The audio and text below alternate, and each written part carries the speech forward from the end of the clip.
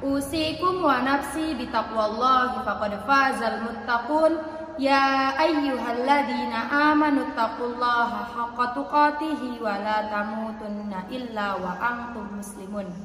Teman-teman yang berbahagia, di dalam Al-Quran ada satu surat yang diberi gelar surah terpendek. Surah ini tersusun atas 10 kata, termaktub dengan urutan 108 di dalam Al-Quran dan hanya tersusun dari 42 huruf di dalam Al-Quran. Surah ini adalah surah Al-Kautsar. A'udzu billahi minasyaitonir rajim. Bismillahirrahmanirrahim. Inna a'tainakal kautsar fasholli lirabbika wanhar inna syani'aka huwal abtar. Al-Kautsar artinya nikmat yang banyak.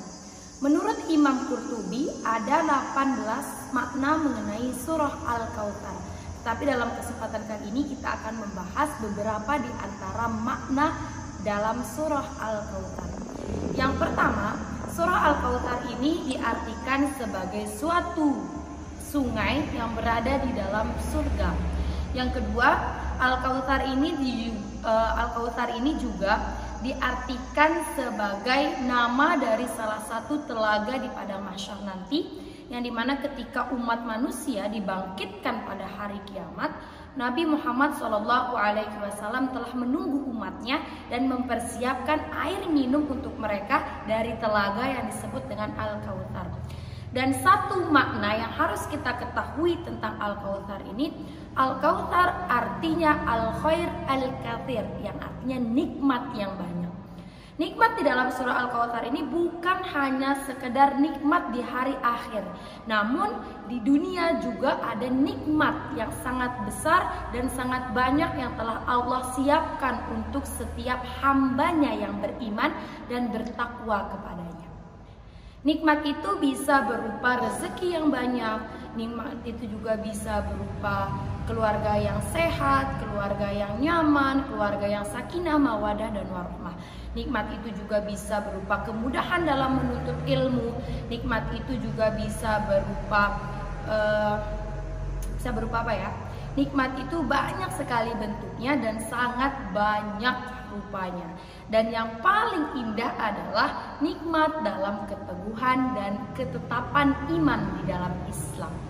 Sehingga di dalam surah Al-Fatihah, ihdinas siratal mustaqim, maka tunjukilah kami jalan yang lurus. Dan kemudian pada ayat keduanya Allah sebutkan dengan kalimat fasholli lirabbika wanhar, maka sholatlah kamu dan berkurban sebagai upaya untuk mendekatkan diri kepadaku. Sholat, sedikit kita bahas tentang sholat. Sholat ini secara bahasa artinya doa.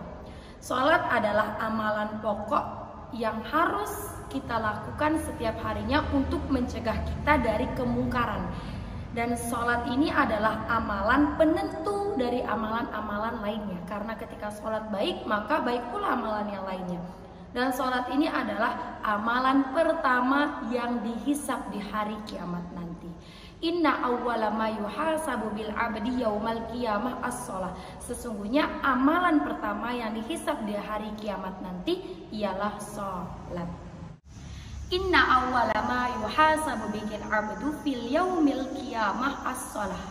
Fa in salahat salahalahu sa'iru amalihi wa in fasadat fasada sa'iru amalihi. Salat adalah amalan pertama yang dihisab di hari kiamat nanti. Apabila salatnya baik, maka baik pula amalan lainnya. Dan apabila salatnya buruk, maka buruk pula amalan yang lainnya.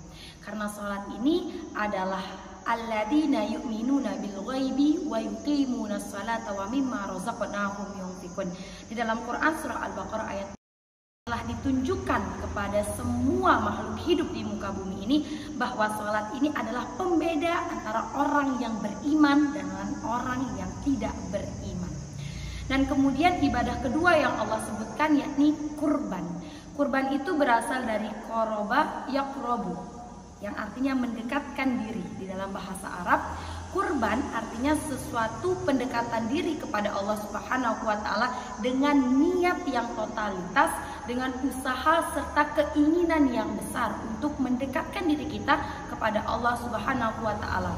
Karena ada huruf alif dengan nun di akhir kata. Seperti misalnya ghafara yang artinya ampunan, ketika ditambahkan alif dengan nun menjadi gufron yang artinya banyak sekali ampunannya. Dan kurban ini adalah ibadah yang sangat spesial karena ada waktu untuk melaksanakannya. Ya, ini terhitung dari setelah sholat Idul Adha sampai dengan tanggal 13 Zulhijjah sebelum terbit matahari. Sehingga kurban ini merupakan ibadah yang luar biasa yang telah Allah siapkan untuk seluruh umat Islam di muka bumi ini.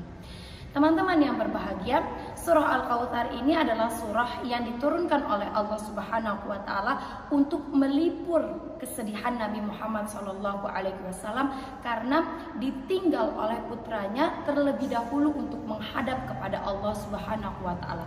Maka Allah turunkan surah Al-Kautsar ini sebagai penyembuh dari kesedihan Rasulullah SAW. Kemudian ayat ketiganya, inna syani'aka wal abtar. Barang siapa yang tidak patuh, yang tidak taat akan perintahku, maka ia akan terputus dari rahmatku. Sehingga di dalam Quran surah Ali Imran ayat 123, wa ati'ullaha wa ati'ur rasula la'allakum turhamun. Taatilah aku, kata Allah, dan taatilah Rasulmu, maka kamu akan mendapatkan rahmat. Rahmat ini luas sekali yang telah Allah janjikan kepada setiap manusia di muka bumi ini. Sehingga surah Al-Kautsar ini banyak sekali manfaatnya apabila kita amalkan dan kita hidupkan di dalam diri kita. Seperti kita bisa terhindar dari sihir, kita bisa terhindar dari kejamnya lidah manusia. Surah Al-Kautsar ini juga bisa melunakkan hati seseorang, bisa membantu kita terlepas dari segala kesedihan yang ada di dalam hidup ini. Yang jelas teman-teman, segala sesuatu ini telah disiapkan oleh Allah Subhanahu wa taala, tidak lain dan tidak bukan sebagai bentuk kasih sayang Allah kepada kita. Marilah kita sama-sama mempelajari sedikit demi sedikit yang ada di dalam kitab suci kita yang akan membawa kita kepada kebahagiaan yang luar biasa. Semoga bermanfaat. Wassalamualaikum warahmatullahi wabarakatuh.